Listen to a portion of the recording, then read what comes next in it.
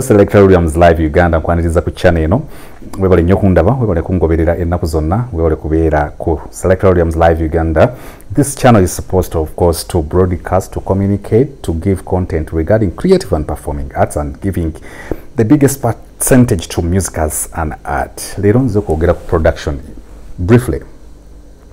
Ebiseera bisinga lwaki industry ez'amawanga mangi nnyo nanaagira nezisikattira nezifukamira nezikongojja neziremala abantu ebiseera ebisinga investment yaabwe bagiteeka nnyo amawanga ago n'abantu bonna abalina stake mu music as an art concentration yaabwe bagiteeka nnyo ku performing or performances. Ebiseera ebisinga Uganda esanga obuzibu n'amawanga amalala mu Africa nti tetera nnyo ku investinga mu production. Era ojja kwekanga nti kati mu Uganda n'amawanga ga Africa agasinga abaana abasinze okukola production obulungi tewaliwo bantu babayambyeko. Bwe baba ababayambyeko baba ba family members. Obanga alina mukwano gwe alina omwagalwa we namuyamba to put up a recording studio. Tulina examples z'abantu wano abeetakulidde ne bateekawo audio production houses or domestic studios or demo studios ne ziyimirizaawo industry. Ensi eba tesobola kukula okutuukira ddala nga tulina amafumbiro agannama ddala. Mu Uganda tulina studio nga z'abaana abo akeera enkya n'agiggalawo n'ateekamu ekyuma kya kasooli. Era olw'obutawa production kitiibwa n'abayimba ayingira mu studio n'ayimba nga tamanyi nti awo wewali amaanyi. Creation, centers of creation bwe zimalibwamu amaanyi weekanga nga industry tesobola kugenda mu maaso. Mu Uganda tulina scarcity of good music up to now. There is a disaster for good music, for good creations. Naye, research is very simple. You don't need even to bring mathematics or psychology of music or science of music or music as a science. You don't need to apply some technicalities to know what is happening or affecting the quality of good music in Uganda, Africa, and world over. Of course, I won't put world because most of the European countries are able to put up professional productions houses, and they appreciate and reward and reciprocate acknowledge and etc. those creators. Mu Uganda tulina abantu nga batuyimirizaawo naye tetubatwala nga kya muwendo. Tetwetaaga basitula, tetwetaaga balera, tetwetaaga bakola ki. Naye abantu abo baba songwriters, ne ba audio programmers, producers, sound engineers and etc. Ebiseera bingi nnyo mundabye nga ndeeta ne ku John K omuwandiisi ne twogeramu. Kati weekanga nga omuwandiisi takyayina ddala nga tuli mu pandemic eno. Takyayina lwaki awandiika. Takyayina lwaki ayiiya. Pandemic okuva bwe yatandika. Coronavirus disease 2019 okutandika omulwanyisa byonna, lockdown, local up, lockdown, local left, local right. Abantu betutamanyi nnyo babeerawo how are the songwriters and the audio producers. Gye bali eyo. Era ne mu bubba abayimbi bagenda ne bakola ennyimba because most of the time I take time to go to some audio production sections of this industry and watch to see what is happening, and you'll find artists sneaking in to record songs at a half pay or on credit and etc. Naye ekibuuzo kiri nti bano abatukolera waako ono bali biki? Bali how? What is happening to them? Abantu nga ne sim, I understand muba mwabasasula dda, but as a growing industry, an industry that is continuing to grow, there is something that has to be done, especially by the people who enjoy the creations of songwriters and audio producers. Abantu abo bebayimbi era bebategesi b'ebivulu naffe abanyumirwa endongo ababadde nga bagisanga kalenda abagisanga ku Freedom City abagisanga ku Buligato abagisanga ku Labonita abagisanga ku Erugogo abagisanga wonna tugisanga tuwerabira nnyo nti emabega wa Shiba Karungi bwe watabaayo a certain Dr. Brain bwe watabaayo a Digi Bawa Shiba tasobola kubeerawo anti omusango sina gwa Shiba gwa fenna aba consuming our stakeholders, especially the promoters, the so-called promoters. Okay, let me call them their real name. The actual name that they deserve is the event organizers. The event organizers abo sebo abatunuulira ng'ovuga emmota y'Kayo Sports Diana n'akuyitako n'ataba kuna kyakunyiga n'ogende wa Atini n'ogende wa Nessim n'ogende wa Brian Beats n'ogende wa Ronon this one n'ogende wa Kuseim n'ogende n'omala okukola oluyimba lwo n'akukubira essimu njagala kutegeka ekasangati kati abo bawakasanke abafuuyirira ezirwana weekanga nti baganyulwa nnyo mu music ono naye ne mu kiseera ekituuka nga kino nga twetaaga okubaako omulanga ogukubibwa ogwetaaga okuyamba abantu nga ba audio producers abantu abo tebalabika ndaba nnyo abantu nga bakaayana sente z'aba promoters. Of course promoters event organizers cannot organize an event without a Mamio song. They cannot. And it is our obligation and responsibility, especially for us, a few of us who have music as an art at heart, to come out and drop some information, education and knowledge or understanding and wisdom to you people to know that they are audio producers. They exist. They are songwriters or composers and arrangers. Naye abantu abo tetubafaako tukoma kubawulira nti Atin on this one, Ronnie on this one, Nessim, Ron Dadon oba yabulira omusajja wato. What happens to them and what happened to them when the pandemic kicked in? Kiki ekyabaawo? Kyokka nga abaana abo bakola bapangisa amayumba bambi ne bateekamu studios zaabwe badigi bawa banesim ne bateekawo studios ezo ne zitulera because we don't have formal structures ate abayimbi abayina studios zaabwe tezikola abayimbi batono abakoze successful recording studios. If I'm to do investigative journalism to dig out behind the scenes to know exactly what is happening to those studios of artists, you can't really know what is happening to the studios. Some of them are no longer studios because they don't know, artists don't know how to manage recording or production houses. Kituufu abayimbi bakoze studios ni studios ezo tezikola kubanga si bangi abamanyi oku managing studios zino.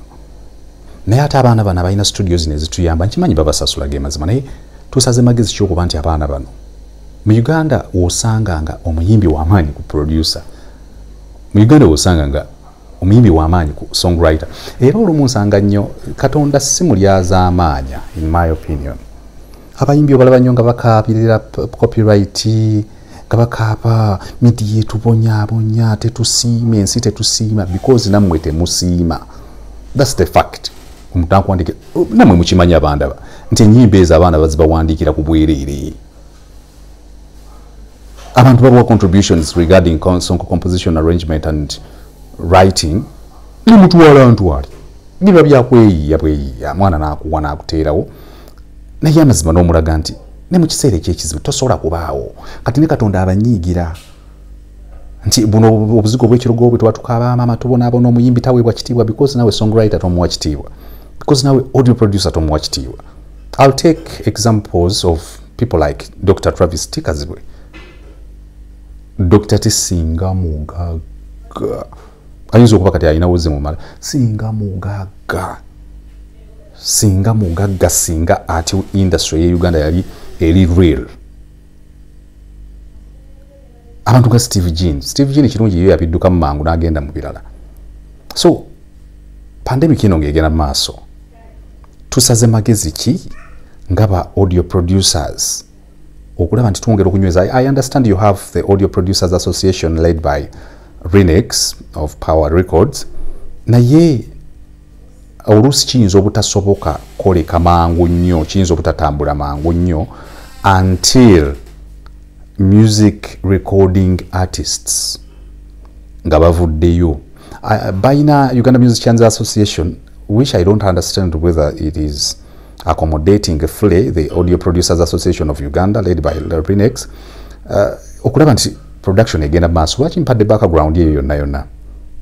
Nkimanyi nti we tuli tuyinza okulowooza wamala naye kitukuba mu Uganda. It is not that we don't have talent. Tetulina enough production inputs. Abaana abali mu production olw'okuba batuwaako bye basanze, because we cannot afford. Mu Uganda wosanga omuntu ng'akola audio wa mitwalo 2 n'akola video wa milioni 15. Audio. We all understand that any foundation for a video is audio. Omuntu producing audio wa mitwalo 2 ewa Brian Beats ewa Digibawa mu bunnanfuusi bwe ne selfishness n'atuuzaako video ya Clarence Peters, Godfather.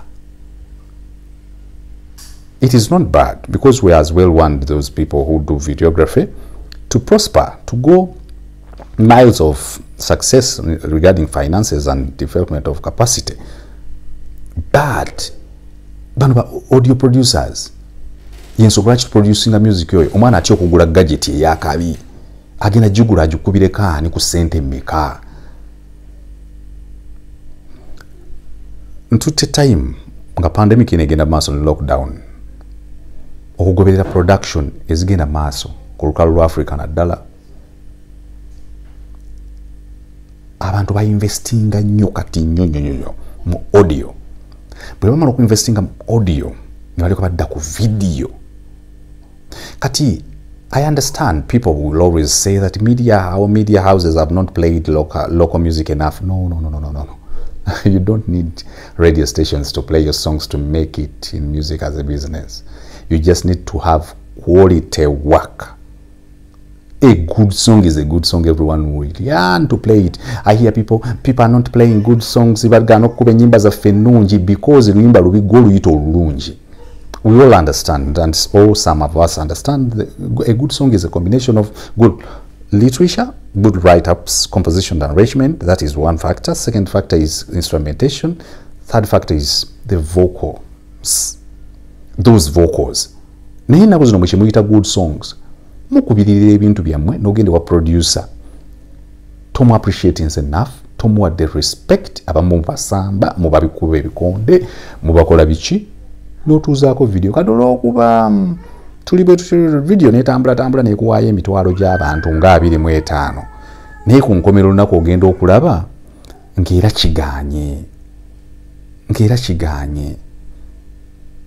So nja kusaba nnyo nga tugenda mu maaso n'embeera eno egenda mu maaso, buli muntu anoonyeeko kuba audio producers gye bali anyumyeko kunyumya nabo, anoonyeeko ba songwriters anyumyeko nabo. Ekirala twongere okukkiriza the status quo of a pandemic that is eating us all, nti ng'okyayagala okufulumya ennyimba ennungi mu butono bwa ssente zonna z'olina. Abaana abo tobatekinga for granted. Don't take advantage of them. Mubawe something, because I understand even when we are going through this pandemic, you're able to produce some 5 million videos. Nahinga audio yonyonyola munyonyole. So I'm laying a foundation for what I'm about to upload regarding how these guys are doing, the songwriters and audio producers. Passionately, I'm saying this. Ekiri mu kuba Uganda kati, away from the fact that the copyright is not so much implemented, not put in place, because we need a commission that is an authority that is fully responsible for enforcing the copyright law in Uganda. But selfishness among recording and performing arts is also as well eating up the industry. We have seen people, secondary and tertiary stakeholders, that is the recording and performing arts, then the event organizers, always here and there, cruising to Guru and from Guru, looking for money without including or bargaining or lobbying for the audio producers. You know where these people are. Mumanyi abantu bano gye bali, era mumanyi gye mubasanga bulijjo. Abaana abo gye bali. Era n'ennyimba ezimu hiti bazikoze tuli mu lockdown. Abantu nga Brian Beats. I understand pandemic ekubye n'abayimbi, naye waliwo abayimbi abatakyali ku level ekaaba. Point yange is that tuli mu lockdown, not everyone will benefit from online. We have always told you that a solution or a result now is online, resorting to online shops and etc. platforms to sell your music, videos and audios. Only people with quality work. Only people with quality work. Quality work develops or comes from audio production houses and videography sections and songwriters, which you don't want to appreciate. Copyright will be enforced time to come. Naye bwe tunaaba tetusobola kusimba audio producers. Abaana abo abakuba ebigoma ebyo ne bakoma kuwulikikamu buwulikisi nti wa. Like I told you, bawa nakolera oluyimba emitwalo 2 kuba y'omunnyonnyodde n'ogenda okola video ya miliyoni 10. Katonda tasobola kukusonyiwa. Era copyright ndowooza ekiremesezza lwaki tennajja up to now. Selfishness ya recording and performing artists and their friends or colleagues, event organizers, apa manipulating and exploiting everyone. Let us listen and watch the music that is on TVs and the ones we play on radio. We don't have quality music anymore. We play the music that is available for purposes of just playing.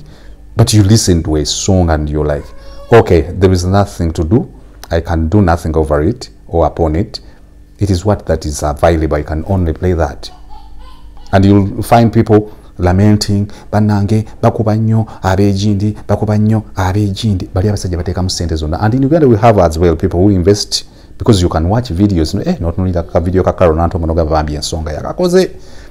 Ka video kagundi nako sikabi. Waliwo video abo abaana bwe bakoze obulungi. Naye those are just tiny drops in a big ocean. Kindly, Uganda Musicians Association and the Association of Audio Producers in Uganda, the promoters of Uganda, what are you promoting without considering the audio producers and songwriters? It is so unfortunate that tetulina abantu bangi abasobola okuvaayo ku channels. We talk this because even TV stations are not willing to put platforms to discuss what I'm discussing here. There is no time, because at the end of the day, a video I'm shooting now may not trigger ratings, because people are so much into ratings, which is a reality, because Airtel will need a TV show that is having a lot of noise, a lot of ratings on social media and etc. So information these days is not so much welcome by fans or viewers and listeners. So that's why we choose to have those content pieces that can attract ratings, comments, likes, views and etc. But at the end of the day, music yono yatubeezezaawo, drama yatubeezezaawo, films ezitubeezezaawo. Of recent, I've watched Pearl Magic, and I'm appreciating people like John Sega who have put in their all to produce series like The Honorables. I watch several of them and they are good. production houses chovula nti kati abana nga bane simu enyimbe nungi they put a lot of concentration when it comes to foreign artists. Let me kamba wa mazima abana abo kati concentration bagiteeka nnyo ku bantu from Ghana ne simu afuna deal nga ya Rwanda ya Murundi ya Kenya ya Tanzania. He concentrates because those guys pay in dollars. For us here we pay in shillings and provocative shillings, insultative shillings. Utumwa mitwali 5 tujja kweyiya. Era yakolera oluyimba olukujamu kati notuuka ekiseera nga tukaayanya naye Yesu naye nga ne quality tawera like I said, it is a foundation in front of what is coming regarding audio production, songwriting, and later on music, recording and performing artists. This channel is all about creative and performing arts. Sometimes we come to talk what happens elsewhere in the society, but I'm kind of getting back to the roots to say or talk, communicate and broadcast creative and performing arts, and basically music as an art. Kubanze chinyumira bulumenda babadonga abakuba ebidonge ebyo. For example, I'll tell you, I've had associations of audio producers. I've had Musicians Association of Uganda. I've had instrumentalists, but I've not had anyone talk about those sound engineers who put up machines, wire them, arrange them, and produce public address. Those technicians, those guys who buy wires, who determine the walls of stereo not to be connected to jacks of mono. Those guys who put up rhineries. Those guys who put up speakers, bass watt and etc. for us to get good sound. Ani abogera kabana ba wiring ebidongo. Na yinga promoters obulukuba nga babana tebaliwo. Gwe no nimba mu wali otegese ekivulu. Yes, I understand. Oyinza kuba wali okitegese. Niba stakeholders bonna bafunemu ekyo wali ogenda okutegeka. Oyala kunga manti technician wali omusasude. Kali out of courtesy. Out of courtesy, let us also consider sound engineers, stage or show sound engineers and technicians. Let us talk about audio producers and songwriters. Claim to be selfish. I've been talking to Brian Beats today, and from him I got words of wisdom. He said that just like in the days of Noah, in the days of other world wars and etc. There is a way he brought it out. Nti ng'ebirala byonna bibaddenga bijja ne kino kizze kiyinza okutaddayo mangu. Naye kati ate kye twetaaga okukulembeza is quality. Quality assurances has to be emphasized okusobola okufulumya good music. Kuba abantu bonna tebagenda kufuna YouTube yes eyinza okubeesobola okusasula some people, the likes of Eddie Kenzo, A-Pass and others. Naye tujja kufuna sere because you can compare a video of a Ugandan music artist who released a video 3 months ago, and you compare it with a video by an artist from East Africa, that is Tanzania, or an artist from Democratic Republic of Congo that is already having 20 millions, 7 millions, 10 millions. I understand our internet is as well so expensive. If you President Museveni, I know because I can't regime here. Actually, General Salim Saleh, ngatonda kola na bino byonna associations. Tukakanyiza ku internet. Bana Uganda batandika nnyo okulaba ebintu byaffe ku online. Kola ebintu byolina tuyamba kongebyo. Kindly enforce, put a commission and an authority team that is which are supposed to emphasize or enforce copyright in Uganda. Cheapen, kindly make the internet affordable for everyone to watch Ugandan content. Kuba fe internet is very expensive, it's a challenge. So music artists banai mube ko chemukola kura songwriters and audio producers tebeta gana kuntuma nina mwe mukiraba abana abo je bali bafira mbiyumba. I saw Digibawa advocating for the artists ba upcoming abatana aba babera wali nganonya na kaunga takalaba. I remain Selector Williams, Live Uganda. Tweddemu tubeere bantu, tubeere n'obuntu, because at the end of the day we all work, live and stay to die. Kati agamanya gonna gayina amanyi goyina n'akasente koyina kagabaneko n'omulala, and it does not stop on recording or performing artists alone. Nawe Selector Williams oba oyina olukomi nga lwatalina, because kino tukirimu ffenna ba creatives ffenna n'abantu yonna Uganda. Pandemic eri bweti. Don't expect so much from President Yoweri Kaguta Museveni and his cabinet, because era lwanakomawo agenda kujja tutegeeza kimu nga bwagenda otwongera either 42 days, because he's right, he's fighting the coronavirus. This is 2019.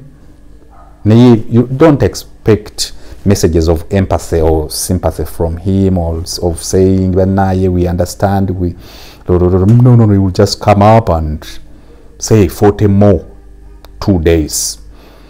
So that is what is happening today. Just came to lay a foundation of audio and audio producers, programmers, sound engineers at ATC, and songwriters. For us as well, think about them. Goodbye.